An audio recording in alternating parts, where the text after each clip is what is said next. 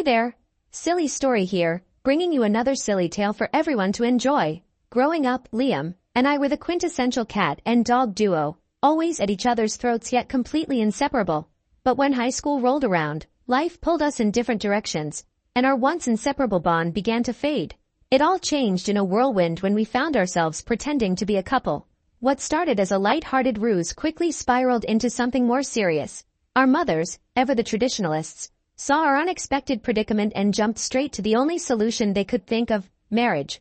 Before we could fully grasp what was happening, we found ourselves standing before a priest in a small, empty chapel, reciting vows that felt more like an improv sketch than a sacred promise. Join me as I navigate this bewildering chapter of our lives, where confusion met unexpected commitment in the most chaotic way possible. Story begins. Growing up, Liam and I were as inseparable as we were incompatible. He was the boy who'd tease me until I cried, only to feel terrible about it and try to cheer me up with lopsided daisy chains. And I was the girl who'd boss him around and then feel bad enough to bake him cookies, which he'd devour with annoying gratitude. We were the classic cat and dog, always clashing, but always together. We even shared our first kiss. It happened behind his garage when we were 12, after some argument about whose turn it was to be the hero in our latest made-up adventure. To this day, neither of us remembers why it happened. Maybe it was just another silly competition. But after that kiss, we avoided each other's eyes and wordlessly agreed it had never happened. Then high school hit, and we drifted apart. Liam turned into this brooding heartthrob that girls couldn't stop whispering about. I'll admit, he was easy on the eyes, tall, lean, with this lazy, infuriatingly cool smile. Meanwhile, I'd reinvented myself into someone who wore lip gloss, and sometimes even heels. I had my own crowd, my own life. We hardly spoke, but fate, as it tends to do, had other plans. Just as if it were scripted, we both got dumped in the same week. Me, by my basketball star boyfriend, who dumped me right after winning a big game.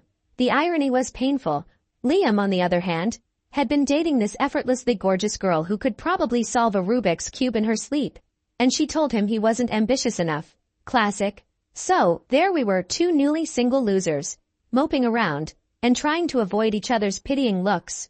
Finally, I couldn't stand it anymore. I found Liam at our old haunt, a bench near the park, where we used to hang out as kids. Hey, I said, plopping down beside him. I have a plan to make our exes jealous. He glanced at me with mild interest. Whoa. I took a breath. Let's pretend to date. Liam smirked, his eyes lighting up with that familiar mischief. You want me to be a rebound guy? Not exactly. I rolled my eyes. It's more like a temporary mutual alliance. We make them see what they're missing. He scratched his chin, pretending to think it over, but I could see the amusement in his eyes. And if this plan of yours backfires? I shrugged. Well, we both survive, right? And that's how our relationship began. We'd stage these little outings, always careful to be in places where our exes might see us. Dinner dates, movie nights, picnics in the park. Each one felt oddly natural, like slipping back into something familiar yet thrilling. At first, we stuck to the plan, careful to keep things strictly professional. But then things started to change. The banter that had always been sarcastic and funny turned, I don't know, softer. I started noticing the way he'd look at me when he thought I wasn't watching. And every time he laughed at one of my stupid jokes, I'd feel this flutter in my stomach that wasn't part of the plan at all. One evening, after a particularly good fake date, we ended up at his apartment. I was mid-laugh when he leaned in and kissed me. Not the way a friend kisses a friend, but something deeper, like a door we'd both been pretending didn't exist had suddenly swung wide open. The air felt charged, and for once, neither of us backed away. And then, as fate would have it, our mothers, our lifelong best friends, chose that exact moment to burst in. And they found us tangled in each other's arms, looking very much like two people who were actually in love. Our mothers gasped simultaneously. Liam's mom, Mrs. Hastings, looked horrified and spluttered, "Good heavens, Liam, what are you two doing?" My mom, Mrs. Delgado, put her hands on her hips, her face red. "Samantha, this is completely inappropriate. You're only 17. We both scrambled to sit up, our faces flaming.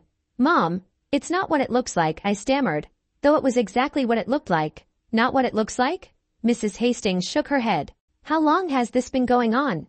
Have you two completely lost your minds?" Liam scratched his head, looking sheepish. "It just sort of happened." Mrs. Delgado threw her hands up. "Just happened?" This is precisely what we were worried about with you two always being so close as kids. Mrs. Hastings crossed her arms, giving us both a stern look. There's only one solution here, she declared. Liam and I exchanged a panicked glance. Mom, wait, I began, but it was too late. Mrs. Delgado nodded in agreement, her expression resolute. It's decided. If you two insist on acting like adults, then you can take responsibility like adults. She took my hand and looked at me with her no-nonsense gaze. Samantha, this is for your own good. Before we knew it, we were being bundled into a car, driven to a small chapel, and stood before a bewildered priest, all while our mothers stood behind us, arms crossed, fully convinced they were doing the right thing. And there, in a blur of awkward glances and whispered vows, we were married, bound by promises we barely understood, at 17, because of a kiss that, as it turned out, was far from innocent. The first few months of married life were interesting, to say the least. We shared the world's tiniest apartment, a cramped one-bedroom with peeling paint and a creaky bed frame that we tried to pretend wasn't from our grandparents' basement. Nothing was organized, and everything felt mismatched, from the wonky plates in the kitchen to the shower that sputtered out scalding hot water, or icy cold with no in-between. And then there was us, two teenagers, barely out of high school, and stumbling into a life neither of us had planned. At first, it felt like one long, drawn-out sleepover, a strange continuation of the prank we'd started by faking a relationship. But as the days turned into weeks, our differences started showing. We bickered about everything, whose turn it was to do the dishes, who got to control the playlist, and, most frequently, who hogged the bed covers at night. Liam was infuriatingly laid back. He'd leave things lying around, and I'd huff and pick them up, my annoyance only amplified by his lazy grin as he watched me. He'd tease me about everything, from my need to have every spice jar labeled to my odd habit of talking to our sad-looking potted plant. But for all the little things we fought over, I started noticing things about him I'd never paid attention to before. Liam had a habit of mumbling old jazz tunes when he was half asleep, a soft hum that sounded almost like a lullaby. He'd bring me coffee just the way I liked it, even though he never drank it himself, and I began to realize that he remembered every detail I'd ever shared with him. When he sensed I was in a bad mood, he'd tell some silly joke or a half-baked story about a stranger he'd seen on his way home, making me laugh despite myself. He'd argue with me 1 minute, then turn around and offer me the last slice of pizza without hesitation. Our routine slowly morphed into something more natural, less forced. Saturday mornings turned into lazy pancake breakfasts, where Liam would make a mess in the kitchen, leaving flour on his face and a streak of batter on his shirt. We'd spend evenings watching cheesy rom-coms, our mystery thrillers, bickering about who guessed the ending first. And somewhere in between the playful arguing and the quieter moments, I started to feel content, safe even. There was one night in particular that stands out in my memory, a moment that shifted everything between us. It was pouring rain, the kind of storm that seemed endless, with thunder cracking across the sky. The power went out in the middle of dinner, and we were left in darkness, the faint glow from the street lamp outside our only source of light. We ended up lighting a couple of old candles I'd found in the back of a drawer, and sat down on the floor, just talking. I don't remember how we got there, but somehow we began reminiscing about the old days, our childhood adventures, the time he dared me to jump off the dock at the lake, the time I accidentally sprayed him with a garden hose until he was soaked to the bone. He laughed, shaking his head. You were such a brat, he said, grinning, and I shot back, and you were an insufferable show-off. But somewhere in the middle of our banter, he grew quiet. There was a softness in his gaze that made my breath catch, a look I'd only seen once or twice before. He reached out, brushing a strand of hair from my face, his fingers lingering for just a moment too long. And then, almost as if he'd realized what he was doing, he pulled his hand back, looking away. But in that fleeting touch, something changed for me. Liam wasn't just the boy from my past or my accidental husband. He was becoming something much more, a constant, a friend, and maybe something I wasn't ready to name yet. He was the person who made my life chaotic yet strangely beautiful, and I couldn't imagine a day without him anymore. After that night, we started to settle into our own version of married life. Liam would give me a hard time about the mess I left in the bathroom, and I'd roll my eyes at his inability to ever remember where he'd left his keys. We were still ourselves, still clashing like cats and dogs, still teasing and pushing each other, but underneath the banter, something deeper was growing, something that made my heart race every time he looked at me a little too long. But I still have my hesitations sometimes. Our marriage was a secret in every sense.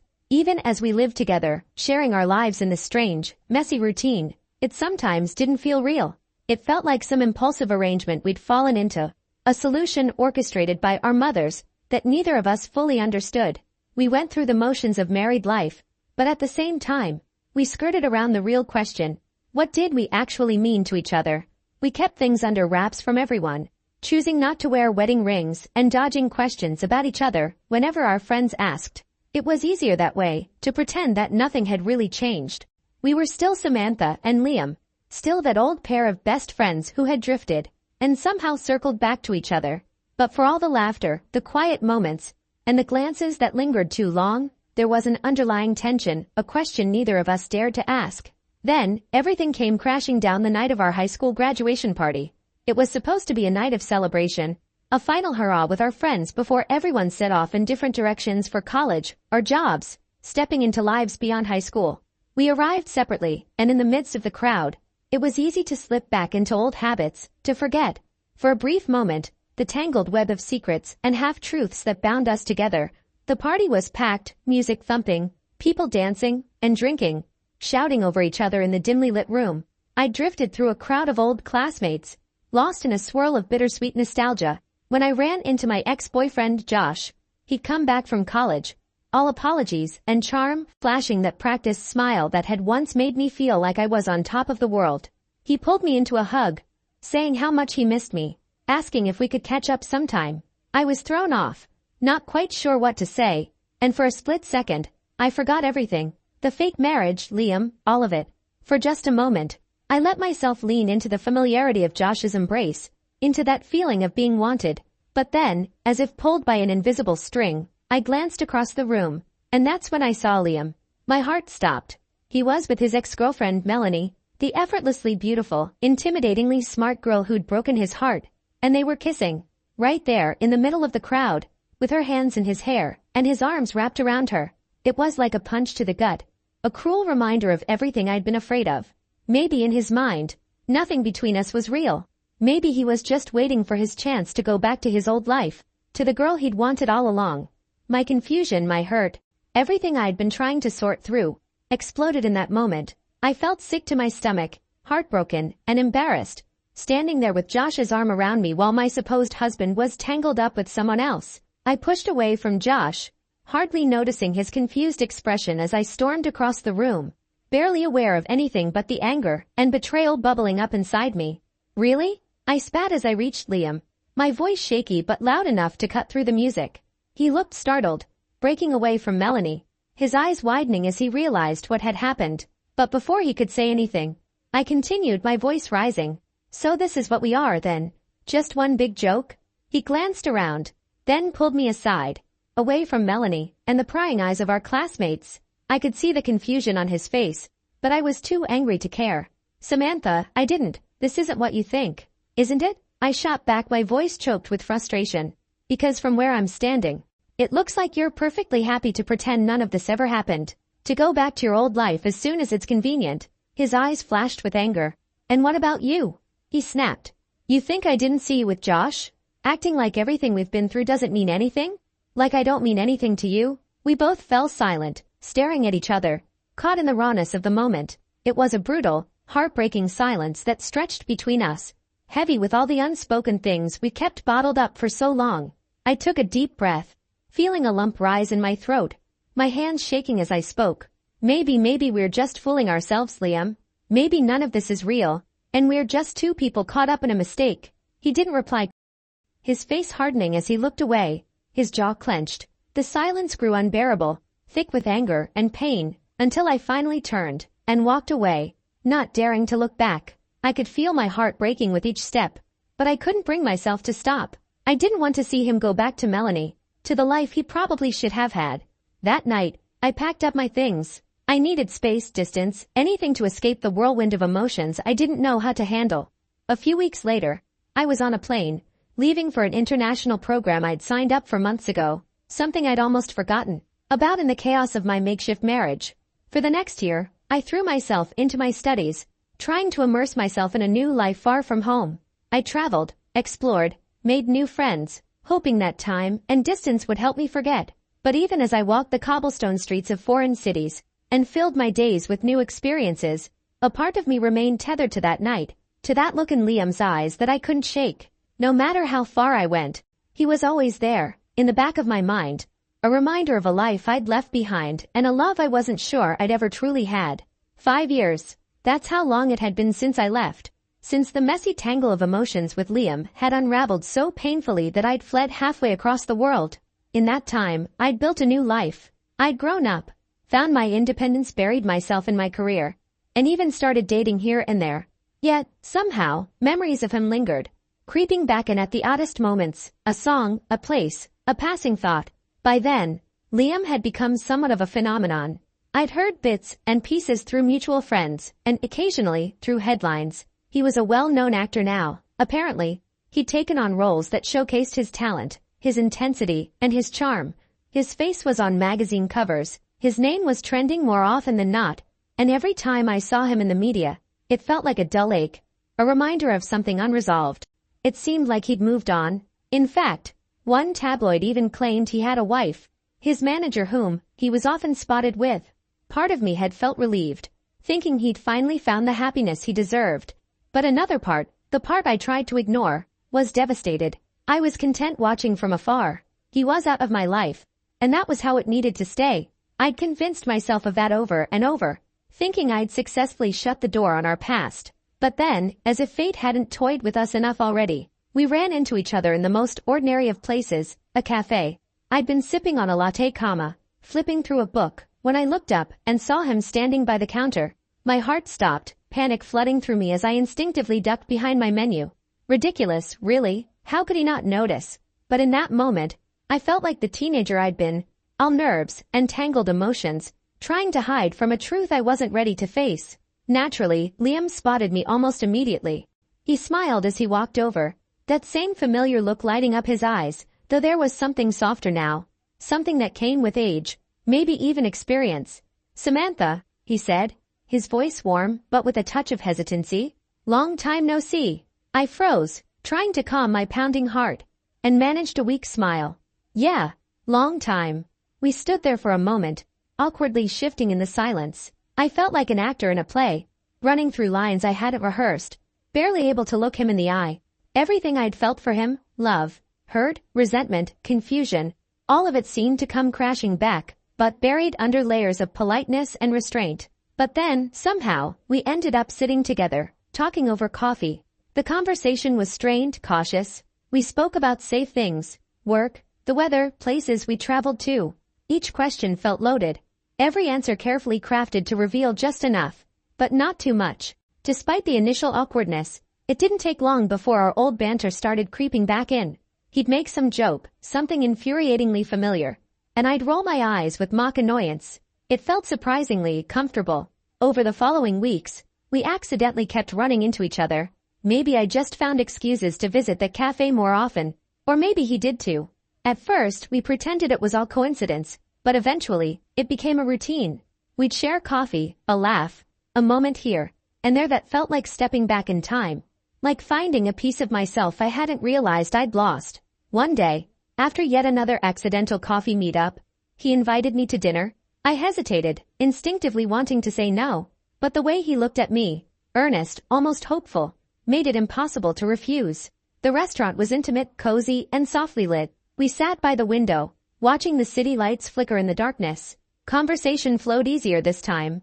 We talked about everything, the people we'd become, the lives we'd made. He told me about his acting career, the roles he loved, the ones he regretted. I could feel a familiar warmth growing between us, an old, unbreakable connection. The memories we'd shared, the heartbreak, even the mistakes, they all seemed to add a new depth to the person sitting across from me. I realized, as we laughed over our childhood stories and memories, that he was still Liam, my Liam, only now he was different. We both were. Finally, as the evening drew to a close, and we lingered over our last glasses of wine, he looked at me with that intense, piercing gaze that had always made me feel exposed. "Samantha," he said softly, leaning forward, "I'm sorry. For everything." The words hit me harder than I'd expected. For a long time, I'd told myself that I didn't need his apology, that I'd moved on. But hearing him say it, seeing the regret in his eyes, made me realize how much I had been carrying all these years. I took a deep breath, feeling a mix of relief and vulnerability. "I'm sorry too," I replied, my voice barely a whisper. We were both so young. I don't think either of us knew what we were doing. He nodded, his gaze never leaving mine. But I think, maybe we needed that time apart, to figure ourselves out, to become who we are now. There was a long pause, filled with the unspoken question that hung between us. We both knew we couldn't go back to the way things were. But maybe, just maybe, we could try again, this time as the people we'd grown into. No longer tied to a past we didn't fully understand. The night ended quietly, with a promise to meet again. As we walked out of the restaurant, his hand brushed against mine, lingering for just a moment longer than necessary. It was a small gesture, one that left me with a flutter in my chest and the hope of something more. I didn't know where this would lead, or if we were even ready to find out, but as I watched him walk away, I felt a warmth spreading in my heart, a cautious optimism that maybe, this time, we'd get it right. Things had been going surprisingly well. Liam and I had settled back into an easy friendship, the kind where you could talk about nothing for hours, and still feel like it meant something. We even joked about the past now, poking fun at our younger selves with the kind of distance that made everything seem a little less painful. Then on one of our friendly outings, everything blew up. It happened on a random Tuesday afternoon, and we were sitting in his car, laughing about some ridiculous story he'd told me about a director he once worked with, a man infamous for throwing tantrums over the smallest details, like the exact number of sugar cubes in his tea. I'd leaned forward, laughing so hard I couldn't breathe, and somehow, we'd ended up in what could only be described as a compromising position. The next morning, I woke up to my phone buzzing nonstop. I groggily picked it up, eyes widening at the notifications flashing across the screen. Liam caught cheating with mystery woman, followed by a photo of us in his car. My face turned toward his in what looked suspiciously like a kiss. My heart sank. This was going to ruin his image, or worse, ruin his marriage. Mortified didn't even cover it. I immediately sent him a frantic text, then paced my apartment until he showed up an hour later, looking exhausted, but somehow amused. We sat down to talk, both of us embarrassed, and laughing nervously, like two kids who'd accidentally set off the school fire alarm. I was fidgeting, imagining all the gossip and scandal swirling around. "What's she going to think?" I asked, shaking my head. He blinked, genuinely confused. "Who?" "Your wife," I snapped, exasperated. "You know, the one the tabloids keep talking about? Isn't she going to be furious?" For a moment, he just stared at me, and then he burst out laughing, doubling over as if I'd just delivered the punchline of the century. I blinked at him, taken aback, until he finally managed to compose himself, wiping tears from his eyes. "Samantha," he said, still chuckling, "the wife they're talking about is my manager, and she's married to my uncle." I gaped at him, the realization slowly dawning. "Wait, so you're not married?"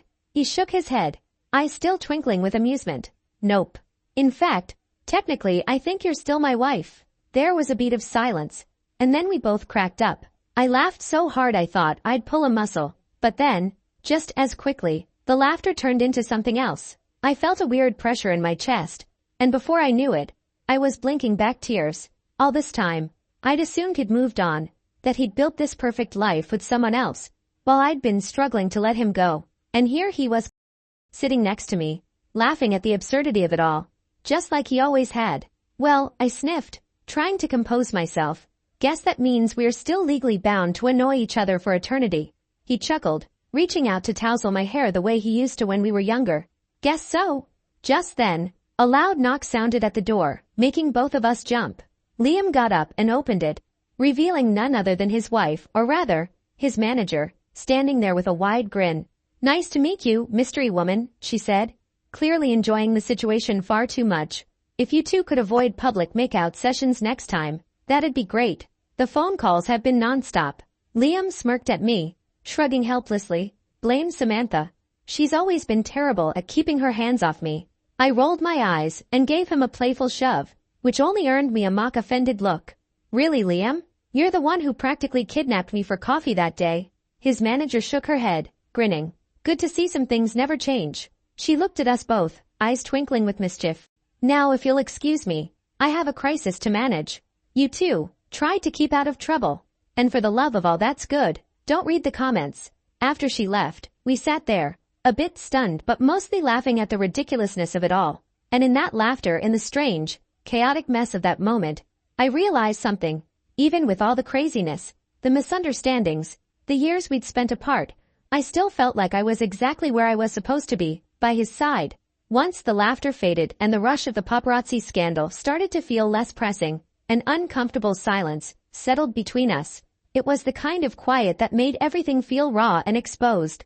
Liam and I both knew we had things to say, truths we'd buried under misunderstandings and hurt feelings, but neither of us was sure where to begin.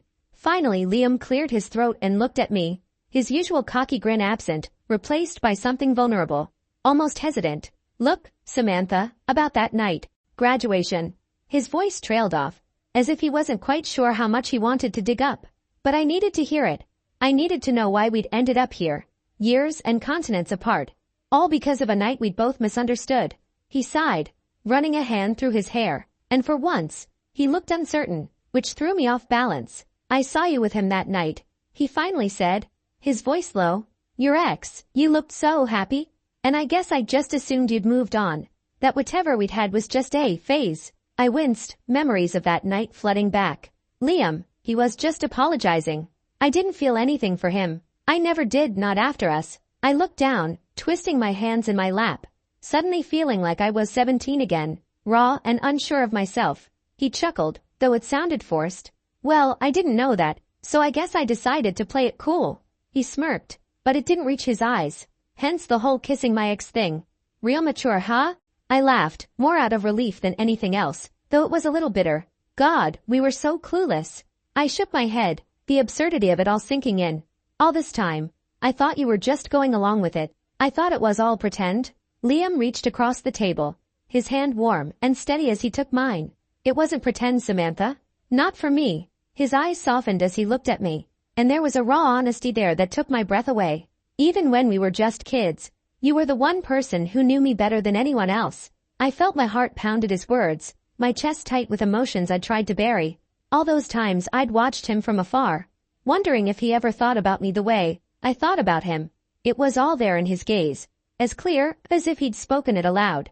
"I never stopped thinking about you," I admitted, my voice a whisper. "I thought it was just a stupid crush. But then, at that party, seeing you with her, I felt like..." I shook my head, trying to find the words. "It felt like you'd ripped a piece of me away, and I didn't even know why. I just wanted to run, to get as far away as possible." He nodded, his hand tightening around mine. "I get it. Trust me, I get it. We were young, scared and, yeah, maybe a little stupid. But we're here now. We have a chance to finally get it right." I could feel tears pricking at the corners of my eyes. But for once, I didn't care about hiding them. I felt a weight lifting from my chest, years of confusion and hurt finally melting away, replaced by a quiet certainty. "Then let's try," I whispered, barely able to believe I was saying it out loud.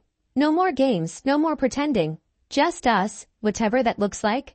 Liam smiled, that familiar, lazy grin that was somehow softer now. "I think I can live with that." He leaned across the table, brushing his thumb gently along my cheek. "Let's make this real, Samantha. No more running. No more hiding." We sat there in the quiet, our hands intertwined, as the pieces of the past finally fell into place. All the silly fights, the jealous glances, the misunderstandings, they were just chapters in a story we'd both tried to write alone. But now we were finally writing it together. A few months after our accidental reunion went public, the tabloids were having a field day. "Childhood sweethearts to lovers again" was splashed across every headline, and phrases like "reunion of the century" and "destined romance" practically became memes. But for once, I didn't care. This time, it was on our terms. Our relationship wasn't some secret or scandal. It was real, and it was ours. Planning the wedding, though, became a whole adventure on its own. Unlike the tiny, frantic, almost accidental wedding we'd had as teens, this one had to be perfect, a fresh start we both wanted, and didn't have to keep secret. My mom was thrilled beyond belief, diving headfirst into Pinterest boards and bridal magazines. Liam's mom, she might have been even more excited than mine. The pair of them turned into a wedding planning duo from another universe, down to debating the exact shade of blue for the tablecloths. I think they forgot it was supposed to be our wedding. Liam, meanwhile, was no help at all. Every time I asked him to look at flower arrangements or taste cake samples, he'd dramatically sigh, declare it too much pressure, and try to make me laugh with his terrible impressions of the florists. He finally got involved when he realized he could pick the playlist for the reception. Naturally, I vetoed half his choices. No, we were not having a slow dance to Eye of the Tiger. When the day finally arrived, I was almost too nervous to walk down the aisle. The truth was, despite all the laughs and teasing, I wanted it to be perfect. I'd spent so long thinking this would never happen that it felt surreal, like a dream I was afraid to wake up from. But then I looked down the aisle and saw him standing there, looking ridiculously handsome in a suit he claimed he'd never wear again. The way he looked at me, like I was the only person in the room, calmed every doubt, every ounce of nervousness. This was real. The ceremony was simple, intimate, and exactly what we needed. When it came time for our vows, Liam went first. He cleared his throat, giving me a grin that was somewhere between mischievous and earnest. "Samantha, I've known you since we were kids. I've argued with you, laughed with you, kissed you behind a garage when we didn't know any better, and even married you once without entirely understanding what that meant. But this time, I get it. This time, I'm here because there's no one else I'd rather tease or bicker with for the rest of my life. There's no one I'd rather make pancakes for, even though you always hog the syrup. And if you let me, I'll spend forever making up for every dumb mistake I've made along the way." I was laughing and crying all at once, and when it was my turn, I could barely get my words out, but I tried anyway. "Liam, from the day you teased me into tears and then handed me a sad little daisy chain, you've been there, always finding a way to make me laugh when I needed it most. We've been through it all, from fake dates to real kisses, from misunderstandings to miscommunications. But through it all, you've been my best friend, my biggest rival, and my favorite person. I'm marrying you today because, somehow, in all this chaos, we found each other again, and I wouldn't trade a single second of it." Then, as I finished, Liam pulled me into a kiss before the officiant could even tell him to. The crowd laughed, and someone, probably his mother, called out, "At least let her finish." The reception was as chaotic and fun as our entire story had been.